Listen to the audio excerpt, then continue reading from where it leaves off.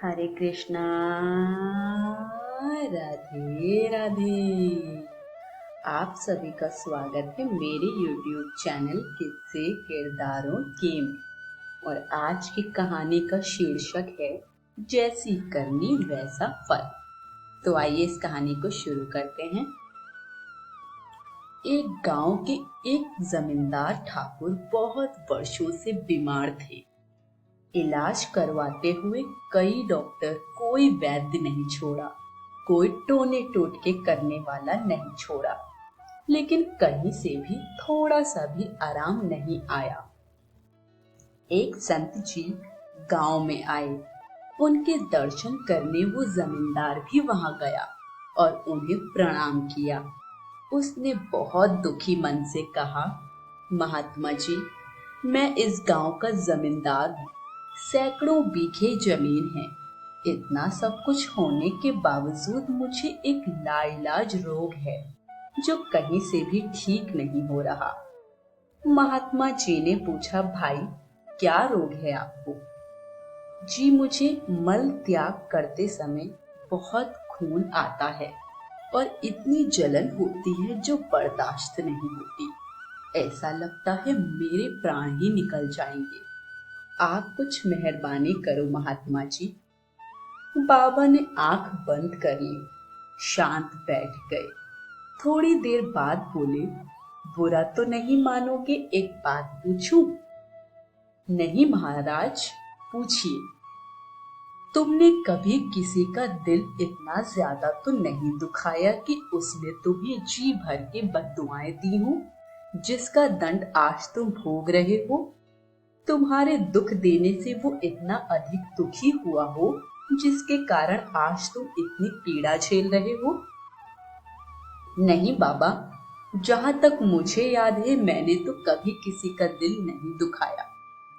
याद करो और सोचो, कभी किसी का हक तो नहीं छीना, किसी की पीठ में छुरा तो नहीं मारा, किसी की रोजी रोटी तो नहीं छीनी, किसी का हिस्सा जबरदस्ती तुमने खुद तो नहीं संभाला हुआ।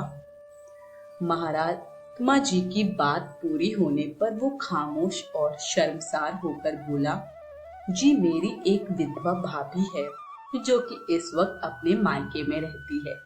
वो जमीन में से अपना हिस्सा मांगती थी। यह सोचकर मैंने उसे कुछ भी नहीं दिया कि कल को ये सब कुछ अपने भाइयों को ही दे देगी, इसका क्या पता।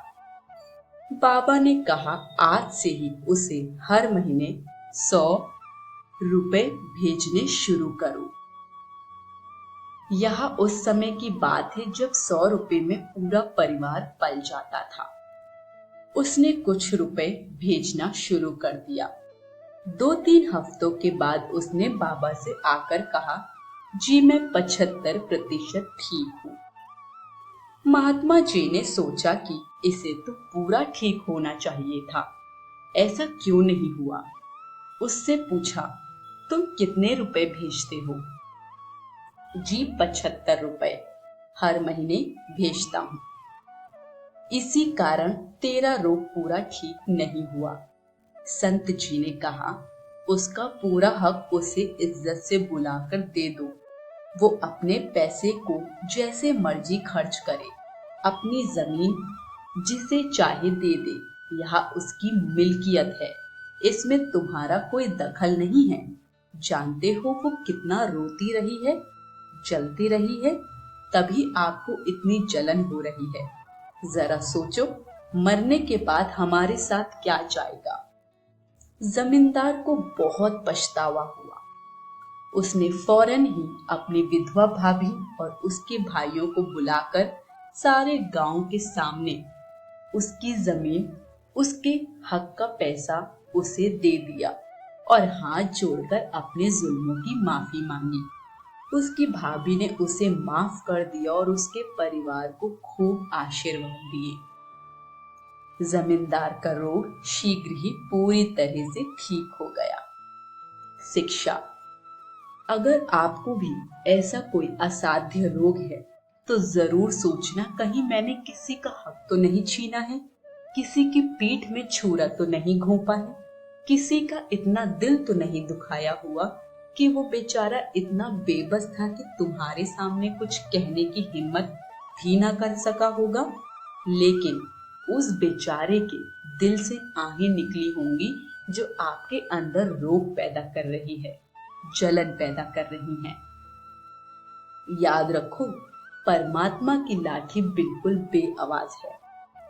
जैसी करनी वैसा फल। आज नहीं तो मिलेगा कल। आज की कहानी यहीं समाप्त होती है। कहानी पसंद आई हो तो कमेंट बॉक्स में हमें अपना फीडबैक जरूर दीजिए। वीडियो को लाइक शेयर करें और चैनल को सब्सक्राइब करें। सभी को हरे कृष्ण, राधे राधे।